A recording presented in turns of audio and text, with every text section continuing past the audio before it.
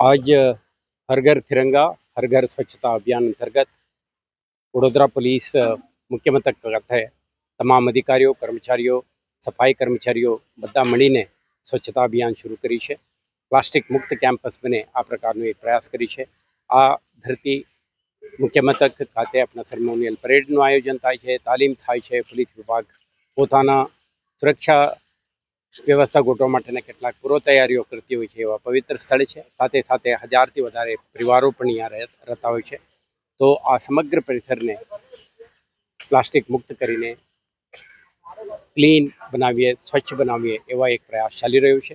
આ રાષ્ટ્રવ્યાપી ચાલી રહેલ આ અભિયાન અંતર્ગત વડોદરા શહેર પોલીસના દરેક કર્મચારી એમના પરિવારજન જોડાયેલા તમામ ઇસમો આ સંદેશ શહેરમાં, આખા રાજ્યમાં અને દેશમાં ફેલાવવા માંગીએ છીએ કે પોલીસ વિભાગના કર્મચારીઓ સરકારી સેવામાં હોવા છતાં સમાજના પ્રત્યે આપણા દાયિત્વ નિભાવતા આ અભિયાનમાં જોડાયેલા છે.